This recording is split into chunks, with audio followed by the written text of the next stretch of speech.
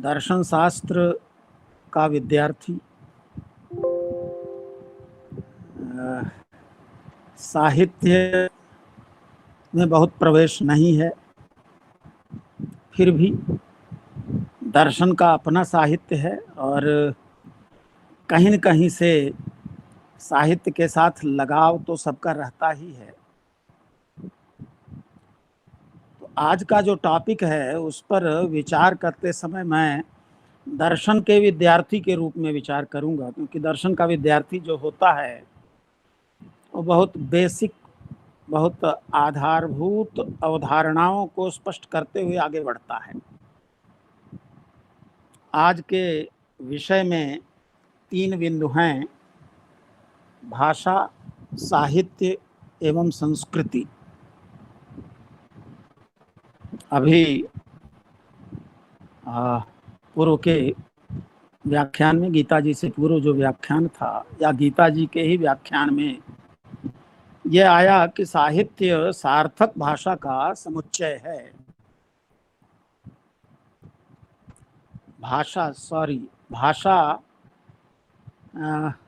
साहित्य सार्थक भाषा का समुच्चय है। एक स्टेप और पहले चलें तो भाषा सार्थक शब्द का समुच्चय है, क्योंकि शब्द भी बेसिकली 2 तरह के हो सकते हैं, सार्थक और निरर्थक। तो जो सार्थक शब्द है, और सार्थक का मतलब हुआ वह शब्द, वास्तव में शब्द वही है ही है जिसका कोई अर्थ निकल रहा हो, जिसके उच्चारण से मनस में कोई प्रत्यय निर्मित हो रहा हो, उसे शब्द कहते हैं। मैं संस्कृत व्याकरण के उद्भट व्याख्याता को कोट करूं, उद्धृत करूं, भर्तृहरि को, तो उन्होंने शब्द की परिभाषा करते हुए कहा, येनोच्चारितेन शासनालांगूल ककुद खुर विषाणी नाम संप्रत्ययो भवति स शब्दः। शब्द वह ध्वनि है जिससे विभिन्न प्रकार के संप्रत्यय मनस में उत्पन्न होते हैं, और फिर संप्रत्यय उत्पन्न करने वाले शब्दों के समूह को हम साहित्य कहेंगे, और फिर उस साहित्य का संस्कृति से क्या संबंध है, इस पर बहुत सुंदर चर्चा मैंने सुना पिछले आधे घंटे से ज़्यादा समय में। गीता जी ने बहुत बढ़िया एक दोहा उद्धृत किया या चौपाई उद्धृत किया तुलसी से, रामचरितमानस से, कीरति भनिति भूति भली सोई, सुर सरिसम सबकर हित होई। यहाँ भनिति का मतलब हुआ जो कुछ हम कहते हैं, लिखते हैं, शब्द का व्यापार जो कुछ हमारा है वह भनिति है। तो किसी भी व्यक्ति की कीर्ति, उसका कथन, उसके द्वारा रचा गया काव्य साहित्य जो भी है, और भूति का अर्थ होता है संपदा। कीर्ति, साहित्य और संपदा का महत्व तभी है जब वह सर्व कल्याणकारी हो सके। सुरसर सम सबकर हित होई, जैसे सुरसर की उपमा दिया उन्होंने। सुरसरी हम लोग गंगा का वाचक मानते हैं इस शब्द को, देवों की नदी सुरसरिता। इस तरह गंगा सबका कल्याण करती है। गंगा यह नहीं पूछती है, हम तो प्रयागराज के निवासी हैं, यहाँ कई करोड़ लोग कुंभ में स्नान करने आते हैं, माघ मेले में स्नान करने आते हैं। गंगा माता यह नहीं पूछती हैं कि तुम पुण्यात्मा हो या पापी हो, सब स्नान करते हैं और सबको समान भाव से पुण्य लाभ होता है। जो साहित्य सर्व कल्याण के आदर्श को जी रहा हो, दे रहा हो, सर्व कल्याण के आदर्श के लिए प्रयत्नशील हो, वह अच्छा साहित्य कहा जाएगा। और अगर अभी हमारे पूर्व वक्ता मित्र ने अपसाहित्य और उससे उत्पन्न होने वाली अपसंस्कृति की चर्चा खूब की। अपसाहित्य और अपसंस्कृति ये युग की देन है। युग की मांग के अनुसार हम साहित्य की रचना करते हैं। युग की मांग के अनुसार उसके स्वरूप में परिवर्तन होता है। युग की मांग के अनुरूप ही सृजन होता है। और फिर बहुत सा हिस्सा ऐसा है साहित्य का जो उस युग के समाप्त होते ही फिर विसर्जित हो जाता है, वह काल के गाल में समाहित हो जाता है। कालजयी रचना, अगर हम यही मान लें कि सत साहित्य का लक्षण है कालजयी होना, तो कालजयी रचना वही होती है जो किसी युग विशेष के लिए नहीं बल्कि सभी युगों के लिए, जिसमें वैधता दिखाई पड़े, जो सभी युगों के लिए उपयोगी दिखाई पड़े, वह सत साहित्य है। और वास्तव में ऐसा सत साहित्य ही सत संस्कृति का निर्माण कर सकती है। हमारे साहित्य में, हमारी संस्कृति में इस प्रकार के अपद्रव्य आते गए। काल विशेष में इस तरह का एक सुंदर सर्वेक्षण किया था हमारे पूर्व वक्ता मित्र ने।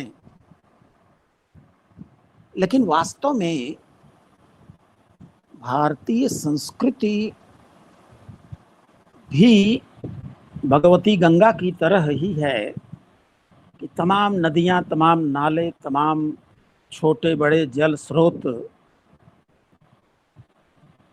गंगा में समाहित होते जाते हैं अपने गुण दोष के साथ। लेकिन आगे जब बढ़ती है धारा, तो उस धारा का नाम गंगा ही होता है। और इसका सही उदाहरण तो हमारे प्रयागराज में है, क्योंकि जमुना की धारा यहाँ ज़्यादा विशाल है गंगा की तुलना में। लेकिन फिर भी दोनों के संगम के बाद जो नदी आगे बढ़ती है, उस नदी का नाम गंगा है। वह जमुना अपने आप को उसमें समर्पित कर देती है। ये विशिष्टता है भारतीय संस्कृति की कि इसमें तमाम अपसंस्कृतियां आती गईं, समाहित होती गईं, और फिर या तो जलधारा के किनारे खड़पतवार की तरह एक किनारे लग गईं, और या फिर उस पवित्र जलधारा ने उनके दुर्गुणों को संशोधित करके सद्गुण में परिवर्तित करने का प्रयास किया। मुझे एक पंक्ति याद आती है मोहम्मद इकबाल की, जिसमें उन्होंने भारतीय संस्कृति की ओर संकेत किया ये कहते हुए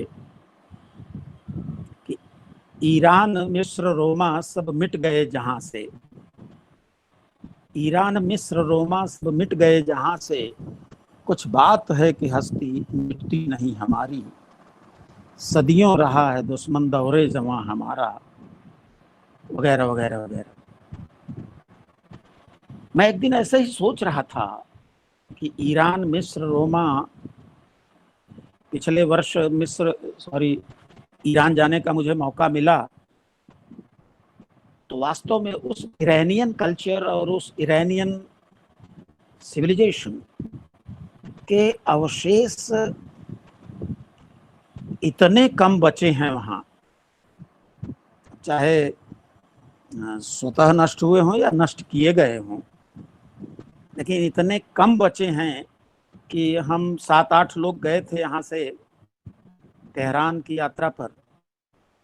तो हमको यह कहना पड़ा कि कुछ ऐसा भी दिखाइए, वहाँ के एक प्रोफेसर साहब थे साथ में, कुछ वह भी दिखाइए जिसकी चर्चा जिंदा अवस्था में की गई है, जिसकी चर्चा पूर्व के इस्लाम, पूर्व के ईरान से जुड़ी हुई कोई चीज़।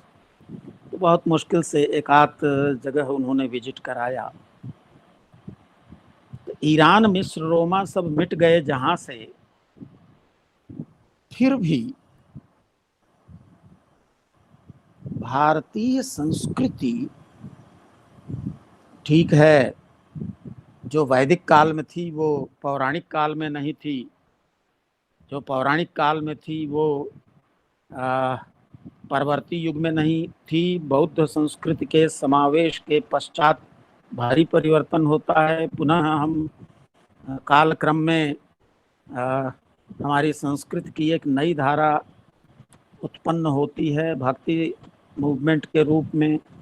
फिर हम मॉडर्न एज में पहुंचते हैं। तमाम युग बदलते गए और इस संस्कृति में तमाम नए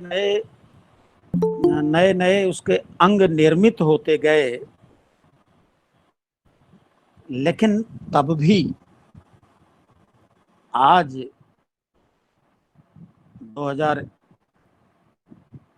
2020 के दूसरे दशक को हम पूरा कर रहे हैं। आज भी उसके अंश दिखाई पड़ते हैं और ऐसा नहीं कि केवल दिखाई पड़ते हैं, अवशेष हैं, जीवित अवस्था में दिखाई पड़ते हैं। कुछ न कुछ अंश जीवित अवस्था में दिखाई पड़ते हैं।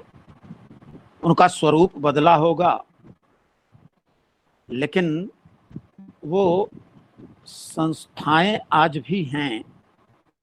हाँ, उन संस्थाओं में विकार उत्पन्न हुए हैं जिनको हम सोशल इंस्टीट्यूशंस कहते हैं। उन सोशल इंस्टीट्यूशंस में विकार उत्पन्न हुए हैं, तमाम तरह के दोष आए हैं और उन दोषों के परिमार्जन की आवश्यकता है। हम गीता जी से इस बात पर पूरी तरह सहमत हैं कि साहित्य केवल समाज का चित्रण नहीं करता यथावत, साहित्य का यह भी कर्तव्य है कि वह भविष्य के लिए एक दिशा निर्देश देने का कार्य करे। तो ऐसे सत साहित्य की आवश्यकता है, जिस सत साहित्य से हम भारतीय संस्कृति में उत्पन्न दोषों को दूर करते हुए आगे एक नए, अधिक सुसंगत, अधिक समृद्ध और अधिक शांत समाज का निर्माण कर सकें। मुझे एक आर्टिकल याद आती है प्रोफेसर नंदकिशोर देवराज की। वो दर्शन के मनीषी तो थे ही, लेकिन साहित्य और संस्कृति में भी उनकी गहरी रुचि थी, बहुत कुछ काम किया है उन्होंने। एक आर्टिकल उन्होंने लिखी है जिसको हमने कभी पढ़ा था, a note towards the definition of philosophy. वहाँ वो फिलॉसफी को, दर्शन को परिभाषित करने के लिए एक आर्टिकल लिखते हैं और अपनी उस उन्होंने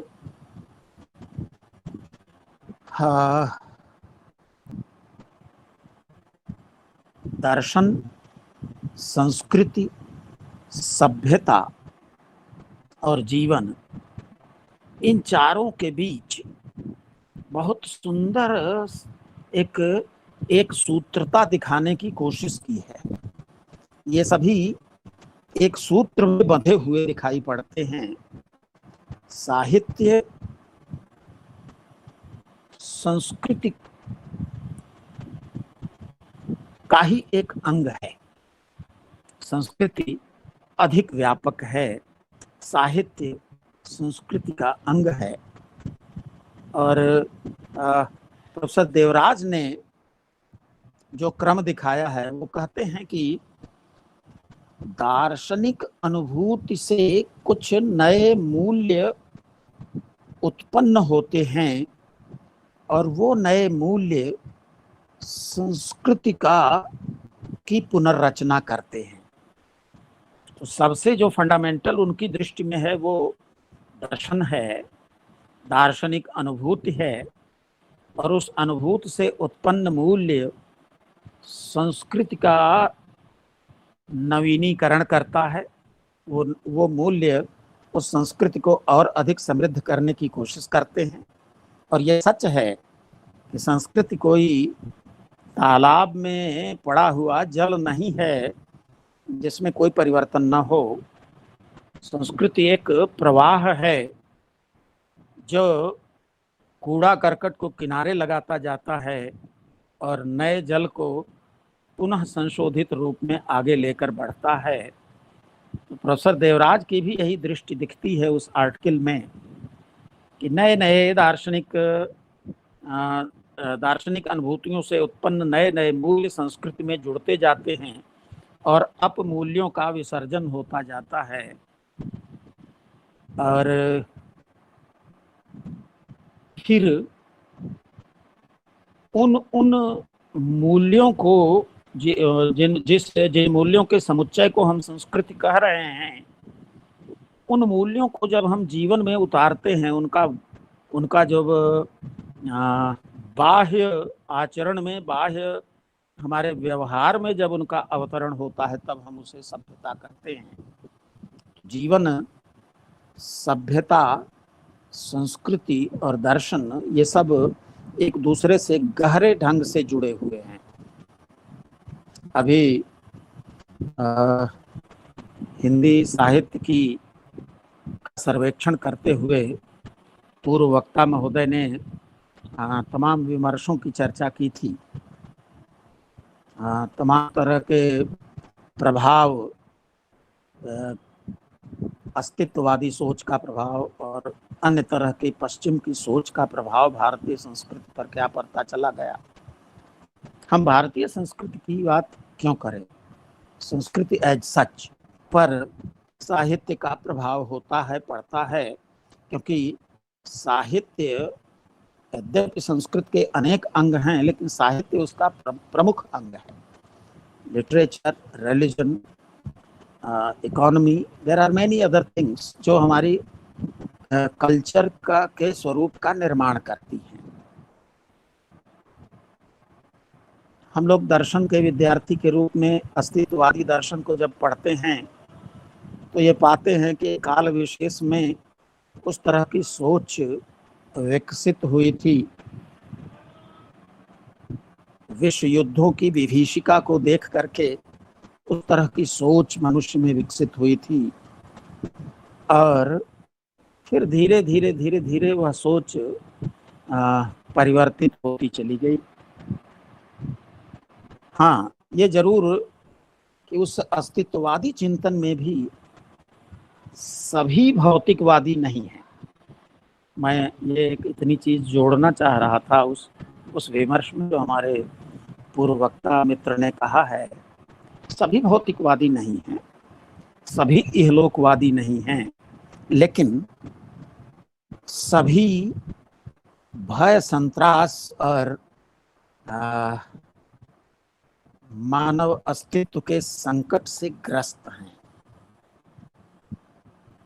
लेकिन वह युग की मांग थी, युगीन दर्शन था और अब दर्शन वहां से काफी आगे निकल चुका है, बढ़ चुका है।